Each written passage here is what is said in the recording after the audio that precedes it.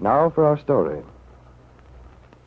Sergeant Bill Meade was in a restless mood tonight.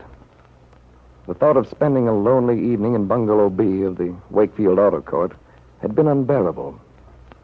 He knew that in all likelihood he'd be released from the Army before too long, and was faced with an adjustment to civilian life, the economic adjustment.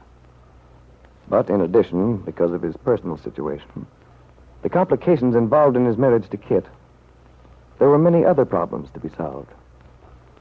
During the lonely period of Kit's absence in California, Bill had been thinking about what he was to do, how he could best solve the perplexing situation with which he was faced.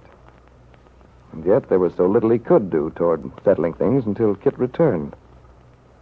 Tonight, his feeling of helpless frustration was very strong. He walked into Wakefield and sat down in the lobby of the Bowman Palace Hotel. He was leafing listlessly through the evening paper when he heard David Bowman's friendly voice. Hello there, Bill. Oh, Mr. Bowman. Well, this is a piece of luck running into you tonight. Well, I was going to say the same thing. I've been nursing a fine case of the jitters. Well, I haven't got the jitters exactly, but, I needed someone to talk to. Didn't want to be alone. Well, you've come to the right person, Mr. Bowman. That's exactly the way I feel. Fine. We'll have to give each other a little pep talk. You mean life is real, life is earnest? Well, something like that, I guess. My housekeeper went to see her sister tonight, so I'm dining out. Bill, why don't you join me? Perhaps we can get to the philosophical stage over our coffees. Well, I've had dinner, but I'd like to come along for the ride. Fine. Coffee. I haven't tasted any for weeks. I make a black liquid I call coffee.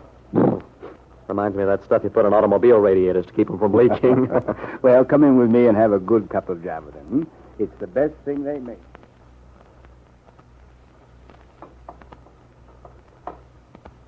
It's nice and quiet here this time of the evening. I enjoy coming in when I've been working late at the bank. Yeah, it's just about the best place in town up there. Have some more coffee, Bill? No, thanks. 2 cups is my limit. Well, I feel a lot better already. Nothing like a good meal to give you a lift. Yeah. Perhaps the old Greek philosophers weren't so far off when they said the seat of the soul was in the solar plexus. Yes, I think the old gentleman knew what they were talking about. By the way, Bill, what do you hear from Kit? Well, according to her last letter, she's all right. She didn't say much. Well, I suppose you can take it for granted that no news is good news. Maybe. But the way things are, I don't really understand why I haven't heard more from her. I expected that... What did you expect, Bill? Well, I just mean that Kit ought to be coming back pretty soon. I imagine you're looking forward to Kit's returning, anxious to get things settled about your divorce. Yes, I am. You'll have quite a few things to iron out between the two of you, I should think. You're right. As I think I told you before, Mr. Bowman, the trouble is that before Kit left, we had no definite understanding. I'm afraid it may be a little difficult. Well, there's no question about that. It will be, I'm sure. Kit has a mind of her own. She's not an easy person to convince. Runs in the family, I'm afraid. Don't forget Ben. He's not going to accept anything lying down, you know.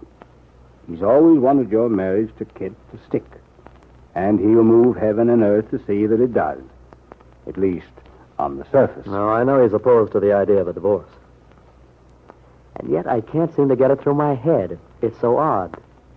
Now, you'd think, looking at it from his standpoint, that he'd be glad. He certainly isn't enthusiastic about me as a son-in-law. Well, that may be, but the point is, you represent something to Ben. That is, your marriage to Kit represents something to him. For one thing, it was a proof that he could get what he went after. That he could get Kit anything she wanted. Makes me feel sort of foolish, but I guess that's the size of it, all right. And having gotten Kit what she wanted, Ben doesn't intend to give up without putting up a good fight. You might as well get used to that idea, Bill. I know. You're absolutely right, Mr. Bowman.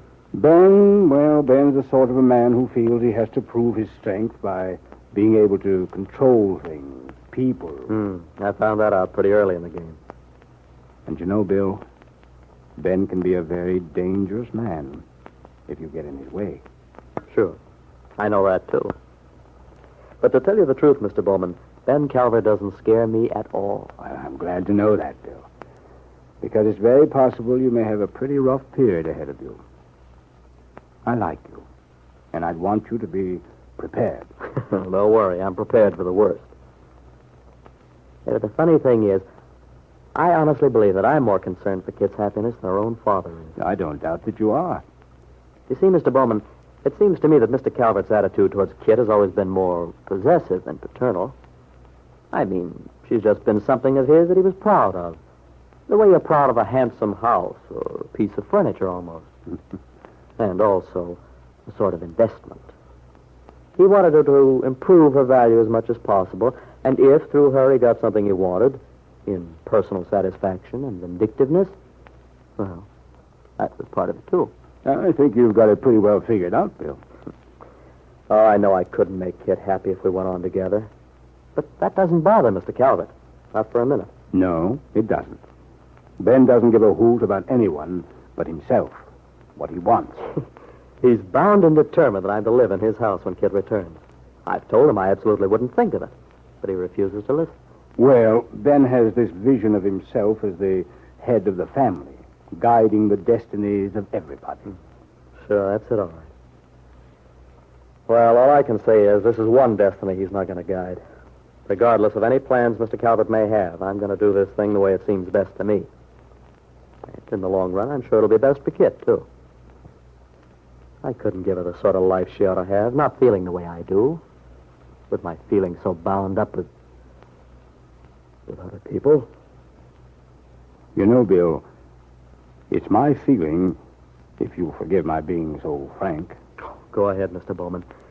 Yeah, sure, one of the few people in this town I feel I can be open with, the way things are. Well, I was going to say, I feel that you're still in love with Peggy Douglas. Yeah. Yes, I am. There's no use kidding myself about it. I just Then don't... tell me, Bill, is it because of Peggy that you're so definite about getting a divorce? Or No, it isn't, Mr. Bowman. No, I can truthfully say that's not the reason. It's just something I have to do anyway. Aunt Mary pointed that out to me once, quite a while ago.